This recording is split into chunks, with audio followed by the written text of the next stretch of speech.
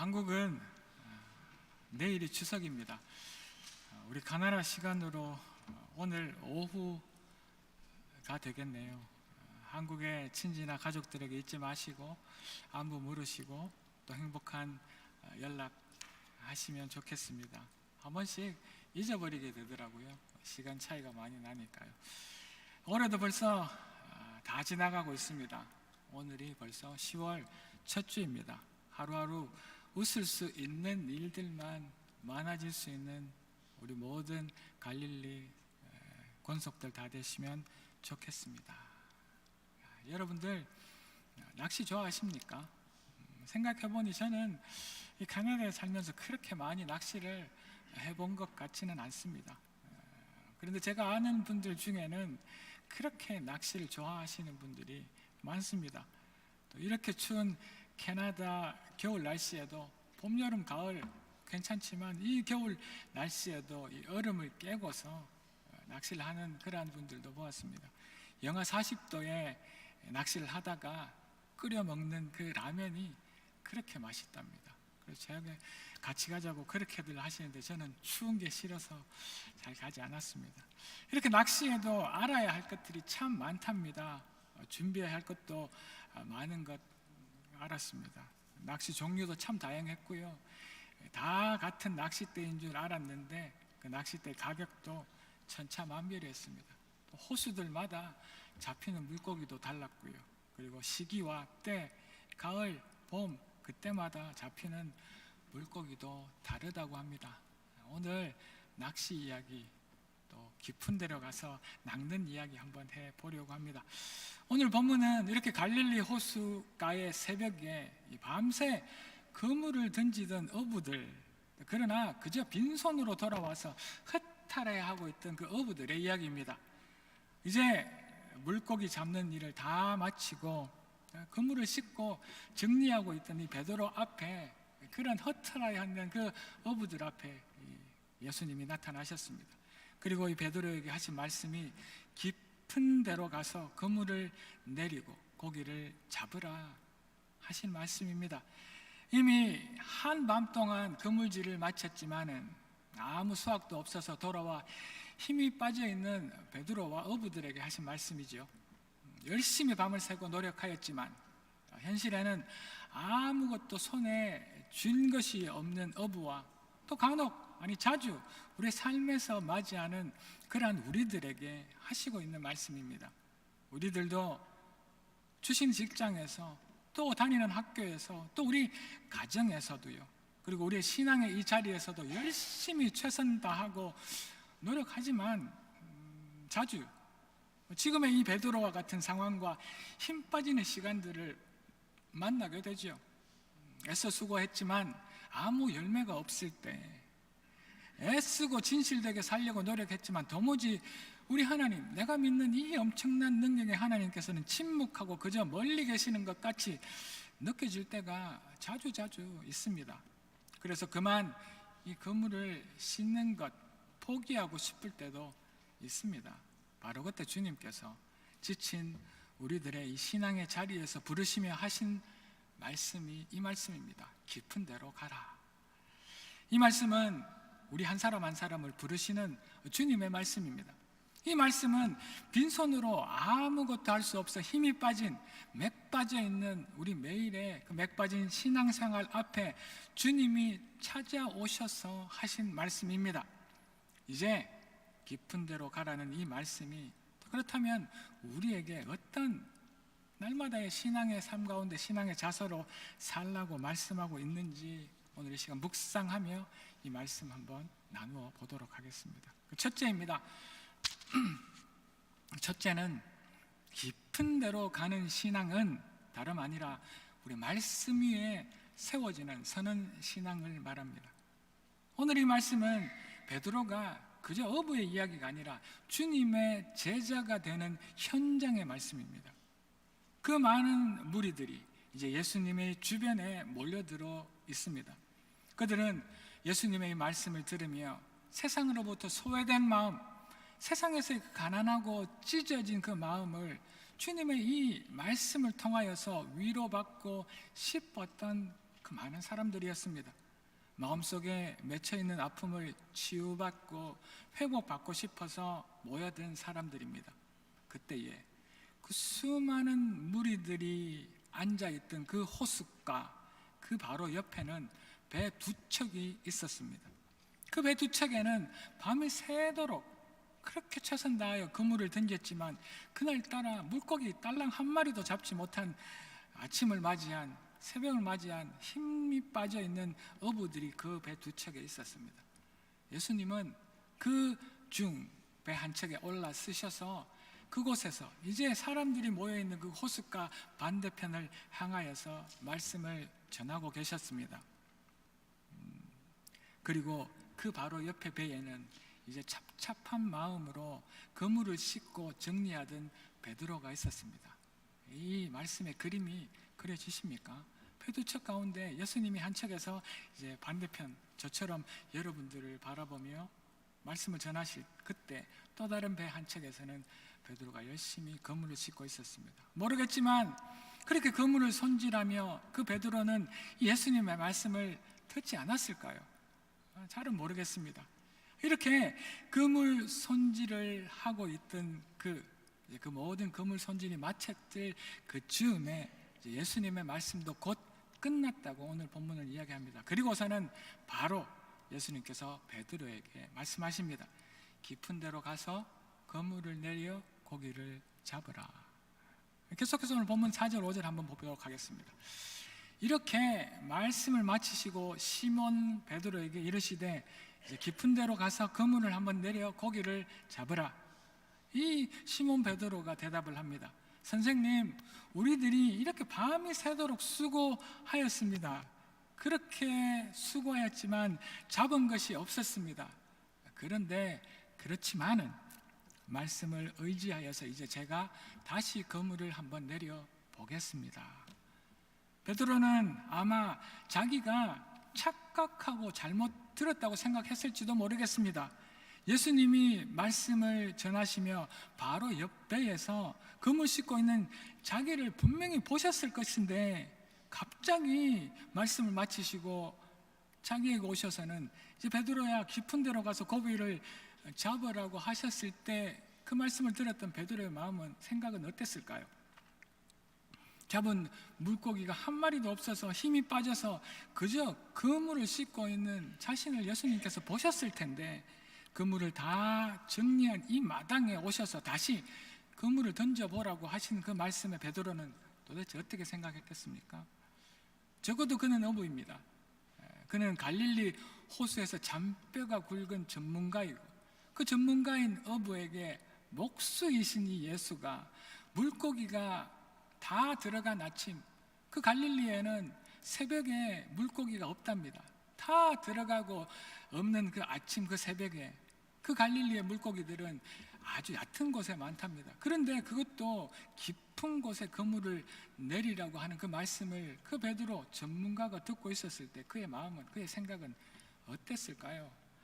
제가 왜 이렇게 계속해서 베드로가 어땠을까 생각해 보는 것은 그 다음 베드로의 반응 때문입니다. 네, 선생님, 사실 제가 어제 밤새도록 애써 봤는데 한 마리도 못 잡았습니다. 그러나 선생님께서 그렇게 말씀하신다면 제가 다시 한 번 더 그물을 끄집어내서 한번 던져보겠습니다. 이 반응 때문에 자꾸 정말 베드로가 이 무지한 이 어부의 이 낚시에 대해서 아무 지식도 없는 이 예수님의 그 말씀에 어떻게 반응했을까? 그래서 제 혼자 생각해 보았습니다. 제 짧은 생각으로는 베드로가 말도 안 됩니다, 선생님. 선생님이 호수를 정말 잘 모르셔서 그렇습니다. 물고기도 모르시고요. 지금 이 시간에는 고기가 안 잡힙니다. 그리고 깊은 데에는 고기가 한 마리도 없거든요. 라고 말하는 것이 너무나 당연할 것이라고 저는 생각했기 때문입니다. 그런데 베드로는 그렇지만 그렇게 말씀하신다면 그럼에도 불구하고 제가 다 씻어서 정리한 그물을 다시 끄집어내어서 그 그물을 예수님께서, 주님께서 말씀하시는 그곳에 던져 보겠습니다 라고 말한 것입니다. 어떻게 이런 믿음이 있을까 저는 생각해 보았습니다. 지금 우리들이야 성경을 통하여서 너무나 당연히 잘 아는 이 말씀이니까, 그래, 예수님 말씀대로, 우리 예수님은 능력이 있으시니, 예수님은 다 아시니 깊은 데로 가라가시고, 이 낮이지만 또 무슨 생각이 있으시겠지라고 생각하며 그물을 쳐보자, 예수님 말씀 한번 들어보자, 우리 모두는 너무나 당연하게 그렇게 생각할 수 있겠습니다. 그렇지만 우리의 실제의 일상생활에서 이런 일이 우리 눈앞에 일어난다면 여러분들 어떻겠습니까?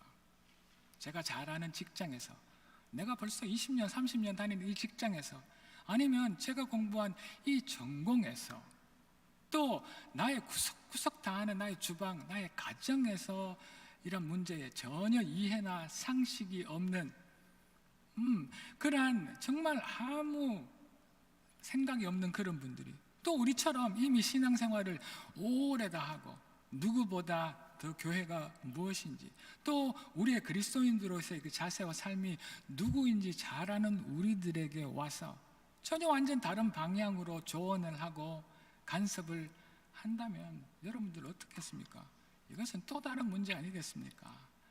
우리의 신앙에서도, 우리가 너무나 잘 아는 이 신앙의 생활 가운데서도 매일 성경을 읽어야 된다고 말씀을 누군가가 또 한다면, 또 우리가 만나는 문제들 앞에서 너무 바쁘고 시간이 없지만, 그렇지만 너무나 당연히 기도해야 되지 않겠냐고, 부르짖지 않겠냐고, 매달려야 되지 않겠냐고 또 간섭하며 이야기한다면, 그뿐인가요? 하나님께서 우리에게 사랑하라고 하신 말씀이 맞다고 하면서 무조건, 또 우리가 용서하고 용납하고 더 낮은 마음으로 섬기라고 하신 말씀이 맞다고 이야기하며 또 강권한다면, 이 수많은 말씀들이 우리 삶에서 그렇게 들려질 때 이미 이런 모든 신앙의 것들에 대해 잘 아는 우리들이지만, 네, 그렇습니다. 시간이 없지만 더 일찍 일어나서 말씀 읽어보겠습니다. 맞습니다.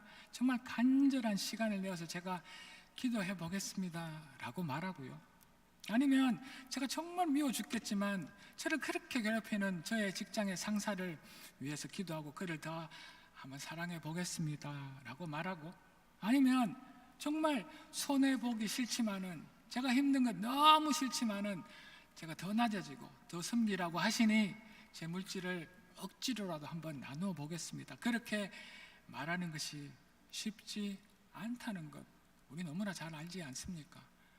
우리가 너무나 잘 아는 것인데도 말입니다, 주님께서 말씀하고 계시는 이 깊은 데로 가서 고기를 잡으라고 하신 이 말씀은 우리의 신앙이 다른 것이 아니라 우리 경험이나 우리의 생각이나 우리가 지금까지 살아왔던 그 방식이 아니라 말씀에서부터 시작되어야 하는 것을 지적하고 말씀하고 계시는 것입니다.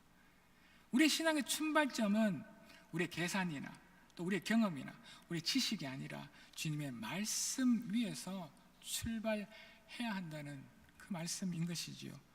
우리 그리스도의 삶의 깊이는 내가 가지고 있는 지식, 내가 지금까지 살아왔던 커리어, 그 경험이 많고 적음이 아니라 말씀이 들릴 때 얼마나 그 말씀을 믿고 그 말씀대로 행하느냐에 달려 있습니다. 그래서 신앙은요, 이렇게 이야기를 합니다. 이해되면 순종해 보겠습니다가 아니라 순종했더니 이해가 되더군요. 이것이 신앙이랍니다. 지금 베드로의 모습입니다. 순종했더니 이제 이해가 되는 모습이지요. 우리 직장에서도, 우리 교회에서도, 우리 가정에서도, 우리 일상에 내가 가장 잘하는 그곳에서도 주님의 말씀이 들려질 그때 이해되면 해보겠습니다가 아니라, 나의 경험이 그것을 말하고 있습니다가 아니라 순종해보니 이해가 됩니다. 말씀보다 내 생각, 내 경험, 내 지식이 앞서면 우리의 신앙은 깊은 곳이 아니라 그저 항상 얕은 곳에 머무르게 된답니다. 나의 경험을 포기하고 나의 지식을 포기하고 말씀 위에 우리의 발을 딛고 서 있을 그때야 비로소 우리 신앙이 깊은 데로 들어갈 수 있게 된다는 말씀입니다. 깊은 데의 이 신앙은 말씀 위의 신앙인 줄로 믿습니다. 자, 이제 둘째 보겠습니다. 깊은 데로 가는 이 신앙은 이제 자신을 낮추는 신앙을 말합니다. 오늘 본문 6절에서 8절 한번 봅시다. 그렇게 하니 고기를 잡은 것이 심히 많아 그물이 찢어지는지라 이에 다른 배에 있는 동무들에게 손질하여 와서 도와달라고 하니 그들이 와서 두 배의 채움에 잠기게 되었더라. 배가 잠긴다는 이야기죠. 시몬 베드로가 이를 보고 예수의 무릎 아래에 엎드려 이르되 주여 나를 떠나소서 나는 죄인입니다. 이제 말씀이 이렇게 계속 이어집니다. 그렇게 그럼에도 불구하고 자신이 지금까지 생각하지도 경험하지도 못한 방법으로 그물을 이 낮 시간에 깊은 곳에 내렸습니다. 그랬더니 고기가 너무 많이 잡혀서 그물이 찢어지게 되었습니다. 혼자 다 감당할 수가 없어서 주위에 있던 다른 어부들까지 불러서 그물을 올리니 그 배 두 척에 가득 채우고도 이제 배가 가라앉게 될 지경이었다. 말씀은 이야기합니다. 이것은 우리 그리스도인들이 신앙생활에서 원하던 바로 그 그림이죠. 억지로 힘들게 하나님의 말씀에 순종하고 하나님 말씀대로 했더니 하나님께서 이렇게 그물이 찢어질 정도로 엄청난 은혜와 축복을 주셨더라. 하나님은 우리의 순종 위에 기적을 넘치도록 베푸셨더라. 이것이 우리가 원하는 순종의 결과입니다. 이렇게 생각하면 이런 결과 얻어야 되는 것 너무나 맞습니다. 당연히 하나님께서는 우리에게 힘들게 원하셨던 그 순종을 기쁘게 받으시고 그 순종 위에 당연히 은혜를 베푸십니다. 우리는 지금도 그 은혜를 누리고 있기도 합니다. 그러나 고기 한 마리도 잡지 못해서 그물을 정리하고 있던 이 베드로, 귀찮고 마음에 썩 들지는 않지만 다시 힘을 내어서 말씀에 순종한 이 베드로는 그물이 찢어지고 배 두 척이 가다할 지경의 그 기적을 보고서, 우리 생각에 너무나 당연한 순종의 그 결과를 보고서 베드로는 이제 또다시 놀라운 반응을 보이고 있습니다. 와, 선생님 대단하십니다. 감사합니다. 진짜 감사합니다. 역시 제가 말씀에 순종하고 말씀을 따랐더니 이런 기적과 은혜를 베푸시는군요. 아, 정말 하나님은 대단하십니다. 감사하십니다. 이는 우리들의 상상과 보통 사람의 반응이 아니었습니다. 그 놀라운 기적 앞에서 베드로는 놀랍게도 자신의 죄를 보게 되는 것입니다. 이런 엄청난 축복을 주셔서 감사합니다가 아니라 저는 죄입니다. 저를 떠나주십시오 라고 말합니다. 그는 이 놀라운 기적 앞에서 그 기적을 통하여서 그는 자기 자신을 보게 된 것이지요. 깊은 데로 가서 그물을 내리는 그 순종의 자리에 서면 그 순종의 자리에서 하나님의 그 엄청난 거룩함이 내 안에 있는 그 수많은 때 묻은 어두움을 몽땅 비추기 때문입니다. 하나님의 말씀에 비친 나를 적나라하게 보게 된 것이지요. 거울에 비친 나의 알몸처럼 말입니다. 진짜 신앙은 기적을 기대하고 바라보고 맛보았던 그 기적을 자랑하는 것이 아닙니다. 내가 이런 은혜를 받았다, 내가 이것 때문에 하나님을 믿는다, 이렇게 기적을, 축복과 은혜를 자랑하는 것이 진짜 신앙이 아니라, 깊은 데로 가는 그 신앙은 말씀대로 서서 자신의 말씀을, 그 말씀에 나를 비추어 봄으로 자신을 낮추고 주님 앞에 무너져 있던 자신을 보게 되는 것, 이것이 진짜 신앙이고 깊은 곳에서 만나는 신앙이라는 이야기지요. 그리고 하나님이 하나님 되심 앞에 나의 모습이 적나라하게 드러나는 것, 부끄럽지만 정말 서기 싫지만 용기 내어서 서보는 것, 지금 베드로가 주님이 보여주신 그 기적 앞에서 자신의 모습을 본 것입니다. 하나님의 은혜입니다. 이 시간 들려지는 이 말씀 가운데 우리의 모습이 보여지고 하나님 앞에 나의 적나라함을 고백할 수 있는 은혜가 차고 넘치기를 축원합니다. 베드로는 생각하였을 것입니다. 지금 이 시간에, 이 낮 시간에, 얕은 곳도 아니라 저 깊은 곳에 그물을 던져 보아야 아무 성과도 없을 것이다, 그의 경험으로 생각하고 있었을지도 모르겠습니다. 그렇지만 저 많은 사람들 앞에서 말씀을 전하시는 저렇게 고귀하시고 엄청난 저런 선생님이 말씀하시니 얻을 것은 없을 것 같지만 고기를 한 마리라도 잡기야 하겠냐마는, 그러나 그 말씀 따라서 그래 한번 깊은 데 가서 그물을 던져보자라고 생각했을 수도 있겠습니다. 물론 이것은 제 오피셜, 제 생각입니다만 그렇게 그물을 귀찮게 던지고 있지만 그런 생각합니다. 저 젊은 선생이 틀린 것을 내가 이제 증명 한번 해보마, 그런 생각을 하고 있었을 수도 있습니다. 그러나 그 결과는요, 베드로의 생각은 완전 틀렸습니다. 그리고 우리의 생각이 완전 틀렸고, 베드로는 이제 예수님이 우리를 구원하실 그 구주이신 것을 보게 된 것입니다.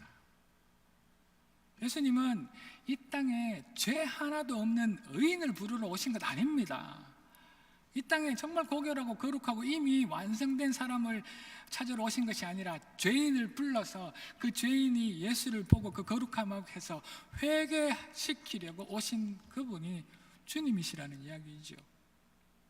깊은 데로 나가서 그물을 던지라는 그 말씀은 예수님이 기적을 베푸실 수 있는 능력이 있는 것, 순종함으로 기적의 은혜와 축복을 베드로가 누리고 자랑하는 것에 있는 것 아니라 그 깊은 곳에 극에서 자신을 발견하고 주님 앞에 무너져 내리는 낯선 모습을 보게 해주시려고 허락하신 은혜인 줄로 믿습니다. 우리의 신앙의 생활이 오래될수록 내가 이미 이제 교회가, 그리스도인의 생활이 다 안다고 교만해지고 내가 내 자신을 볼 수 없는 그 이유는요, 우리가 주님 앞에 서는 시간을 점점 잃어버려서입니다. 우리가 말씀 앞에 서 있지 않아서입니다. 엄청난 기적과 은혜, 축복만 바라는 지금까지 만난 기적과 은혜, 그 축복을 자랑하려다가 말씀에 비친 적나라한 나의 모습을 못 보고 놓쳤기 때문입니다. 주님 앞에 지금이라도 우리가 선다면, 말씀 앞에 서면 우리 죄가 보이고 우리 모습이 다시 낮아지고 새로운 은혜 가운데 나아갈 수 있을 줄 확신합니다. 이 놀라운 은혜가, 그 놀라운 은혜의 주인공들이 우리 모두가 되기를 다시 한번 축원합니다. 이제 세 번째 보도록 하겠습니다. 기쁜 대로 가는 그 신앙은 주님만 따르는 신앙입니다. 오늘 본문 10절, 11절 한번 보겠습니다. 세베대의 아들로서 시몬의 동업자인 야고보와 요한도 놀랐습니다. 예수께서 시몬에게 이르시되 무서워하지 마라. 이제 이후로부터는 너는 고기가 아니라 사람을 낚는 어부가 되게 하리니 그들이 이제 배들 육지에 대고 자신이 가진 모든 것들을 버려두고 주님을 따르니라. 아멘. 베드로와 다른 어부들, 그 동료들도 지금 일어난 이 놀라운 기적을 보고 놀라고 있습니다. 어떻게 이런 일이 있지? 어떻게 이런 곳에서 어떻게 이런 많은 물고기가 잡혔지? 나의 생각과 나의 경험과 너무 다른 결과 때문에, 내가 가장 잘 아는 이 어부의 그물질 때문에 놀라고 있습니다. 그러나 그렇게 많이 잡힌 물고기가 기적이 아니라, 그 기적이, 물고기가 많이 잡힌 그 기적이 놀라운 것이 아니라 예수를 알지 못했던 눈이 예수를 보게 되었다는 그것이 기적입니다. 여러분, 우리는 우리 기적의 관점을 바꿔야 할 줄 믿습니다. 전혀 자신의 모습을 보지 못했던 베드로이지만 그 순간 말씀 앞에 서서 순종해 본 그 순간 자기가 죄인인 것을 안 그것이 기적입니다.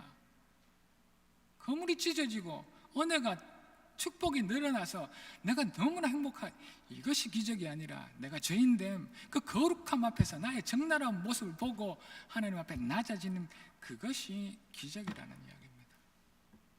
그렇게 놀라고 있던 베드로에게 다시 예수님께서 말씀하십니다. 무서워하지 말아라. 너는 이제부터 사람을 낫게 될 것이다. 예수님의 부르심입니다. 오늘 이 본문은 말씀에 순종하여서 자신의 전문직이든 업의 생각과 경험을 버리고 순종하는 마음으로 깊은 곳에 그물을 내렸더니 그물이 찢어지고 그 2배가 가라앉은 만큼 많은 물고기가 잡혔더라. 이 기적의 이야기로 끝이 나는 것이 아니라 베드로를 고기 잡는 어부에서 사람 낳는 어부로 부르는 그곳으로 계속해서 이야기는 이어지고 있습니다. 기적으로 끝나는 우리의 인생이 아니라는 이야기죠. 기적이 끝이 아니라 기적을 통하여서 그에게 사명이 시작된 이 시작이 오늘의 이야기입니다. 우리 신앙생활도 그렇습니다. 주신 은혜, 주신 축복, 그 기적이 끝이 아니라 우리를 부르신 지금 우리의 사명이 시작되는 지금이 하나님께서 이 이야기 다음에 우리에게 부어주신 이야기인 줄로 믿습니다. 하나님께서 여러분에게 주신 그 많은 기적이 끝이 아니라 그것들만 원하는 것이 아니라 이제 하나님께서 그 기적 가운데 우리에게 원하시는 것이 있다는 말씀입니다. 뭔지는 모르지만 자기 자신만 아는 죄를 부끄러워하며 고백하고 있는 이 베드로를 주님은 그렇게 위로하고 계십니다. 그렇게 두려워하지 말아라. 그렇게 위로하시고 이제 주님의 제자로 사람을 낚으라 하며 부르고 계십니다. 이것은 나이도, 이것은 연령도 남녀 구분 없고 우리 모두에게 동일한 음성인 줄로 믿습니다. 이 말씀에 베드로의 반응이 또 놀랍습니다. 여러분들 한번 보시겠습니까? 11절 다시 한번 봅시다. 이것이 베드로의 반응입니다. 그들이 이제 베드로를 육지에 대고 그들이 가지고 있는 모든 것들을 버려서 그 자리에 두고 이제 예수를 따른 것입니다. 이 반응이 놀랍습니다. 이것이 기적입니다. 예수님의 한마디에 그는 자신이 가진 모든 것들을 버려둘 수 있었습니다. 그리고 아무것도 없이 예수를 따르게 되었습니다. 정말 믿기 어려운 반응 아닙니까? 이 반응을 우리의 삶에 한번 비춰 봅시다. 깊은 데로 가면 결국 하나님께서는 물질의 기적, 성공의 기적, 우리가 원하는 행복의 기적이 아니라 우리가 눈이 바뀌고 우리 자신을 보게 되는 그 기적을 주게 되실 텐데 결국에는 우리를 향한 주님의 뜻이 그 깊은 곳에서 드러나게 됩니다. 사명이라 이야기합니다. 그 깊은 곳에서 베드로의 반응이 놀랍습니다. 주님이 주신 그 사명 앞에 그는 또 한 번 순종하며 자신의 그 모든 것들, 그 아끼던 배며 그 아끼던 거물이며 그가 가지고 있었던 경험이며 그가 가지고 있던 지식이며 모든 것들을 버려두고 그는 주님만 따른다는 이야기입니다. 깊은 곳에서의 신앙은 내가 얻을 것, 내가 얻은 것이 많아지는 그것이 아니라 내가 이제부터 주님 한 분만으로 만족합니다. 주님 한 분만으로 충분합니다. 라며 주를 따르는 그 신앙을 말합니다. 자신의 모든 것을 버려둔다는 이야기는 내가 가지고 아끼는 모든 것들을 관심을 두지 않는다는 이야기이지요. 그리고 주님을 따릅니다. 이 말씀은 우리 모두가 하던 일을 놓고 선교사가 되어지고 여러분들 하시는 일들 다 내팽개치고 목회자가 되어 한다는 그런 말이 아니지요.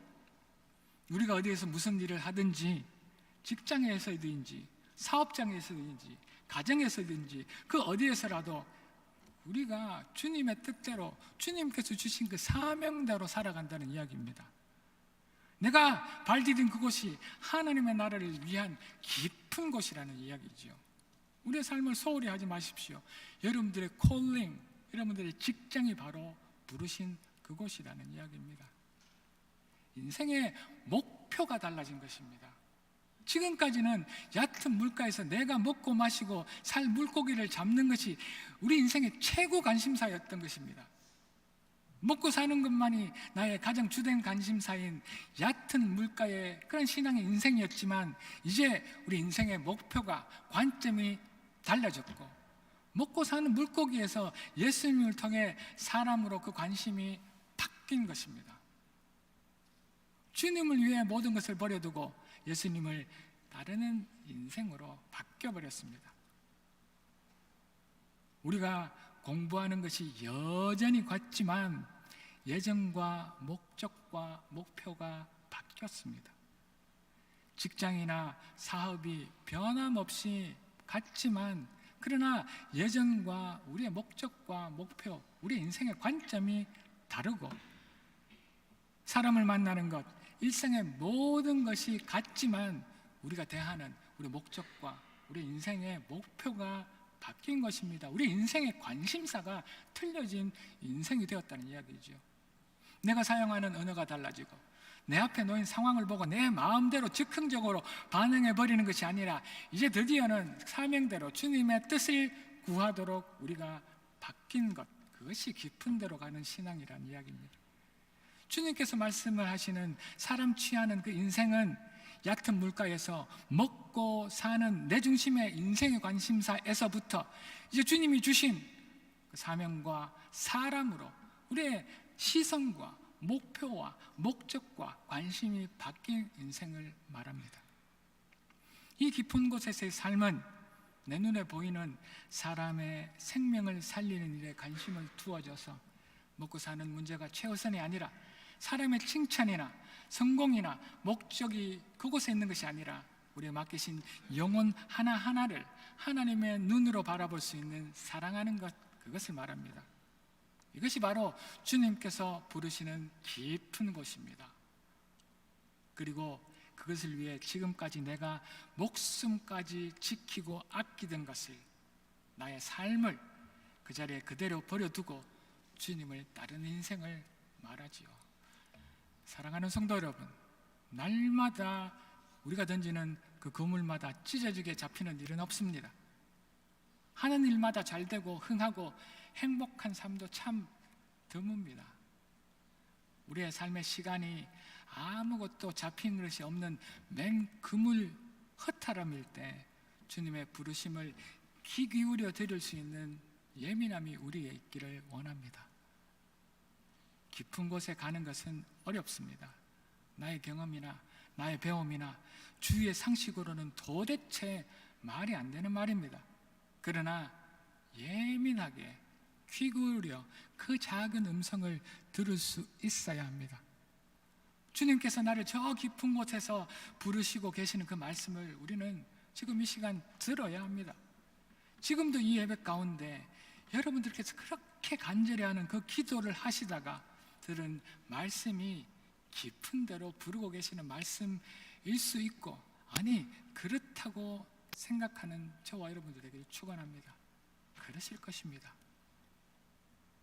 순종하기 어려울 수도 있고 말도 안 되는 말씀일 수도 있습니다. 우리 상식과 우리의 인간적인 관점으로는요. 그렇게 들려진 말씀의 깊은 곳에 그 그물을 던져보는 용기를 가지십시오. 그 말씀에 기적이 일어나지 않더라도, 아니면 혹 그 말씀 때문에 기적이 일어난다고 하더라도 우리의 삶이 흔들리지 말고 그 말씀 앞에 서야 합니다. 깊은 곳에 서면 우리 자신을 보게 됩니다. 그 깊은 곳에서 우리들에게 적나라한 모습, 죄인들의 모습을 보게 하시려고 그런 우리들을 하나님께서 지금 이 시간 부르고 계시는 것입니다. 지금까지 얕은 곳에서 내 삶에만 집중하고 있던 우리들이 주님의 그 부르심으로 내 인생, 내 옆의 인생들, 그들의 죽어가는 영혼에 관심을 가지는 사람으로 변화되는 우리가 되어야 할 줄로 믿습니다. 그런 갈릴리 말입니다.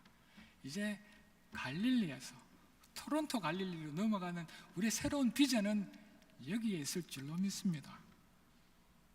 우리의 이 교회의 문제, 우리의 가정의 문제에 얽매이는 우리들이 아니라 그저 우리가 먹고 사는 그 기적을, 은혜를, 축복에 관심을 가지는 그런 비전이 아니라 하나님께서 관심 가지는 그곳에, 우리가 애써 노력하여 포기한 그곳에 주시는 그 사명, 그 잃어버린 영혼이 우리의 새로운 비전인 줄로 믿습니다.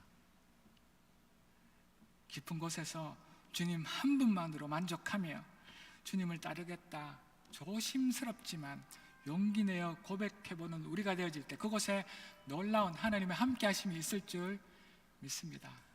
그런 하나님을 찬양하며 꿋꿋이 한 발 한 발 내딛어보는 저와 여러분들 다 되시기를 이 아침 주의 이름으로 축복합니다. 기도하겠습니다. 할렐루야. 하나님을 찬양합니다. 너무나 잘하는 말씀입니다. 베드로의 이 이야기는 다름 아니라 하나님의 부르심의 말씀인 줄 믿습니다. 허탈해 아무것도 손에 잡지 못한 그가 다시 애써 그물을 던질 그때 그들 앞에 보여진 그 기적이 우리가 생각하던 그 기적처럼 보여지지만 그러나 베드로는 달랐습니다. 그 기적에 감동하고 감사하는 그가 아니라 그 하나님의 놀라운 기적 앞에 자신의 죄인됨을 볼 수 있었습니다. 그래서 하나님 앞에 그 기적을 가지고 위로받으며 그 부르심 앞에 설 수 있었습니다. 그래서 그 부르심 앞에 다시 순종하며 하나님께서 부르신 그 사람 취하는 그곳에 모든 것을 버려두고 이제 예수를 따른 이 베드로의 말씀이 저희들에게 들려지게 도와주십시오. 우리 삶의 관점과 목표와 목적이 내가 먹고 사는 물고기 잡는 데 있는 것이 아니라 하나님께서 우리를 부르시고 죽어가는 쓰러져가는 다른 영혼들의 관심이 있으시다는 그곳에 하나님 저희들의 관심을 두고 기도하는 이 갈릴리 저희들 모든 권속들 다 되게 도와주십시오. 하나님, 그저 우리가 생각하는 기적을 넘어 계시는 하나님, 그 기적 너머에서 예수를 따르는 놀라운 기적이 오늘 이 아침 저희들 인생 한 사람 한 사람마다 일어날 수 있기를 간구하옵고 이 모든 말씀 살아계신 예수 그리스도 이름으로 감사드리며 기도 올리옵나이다. 아멘.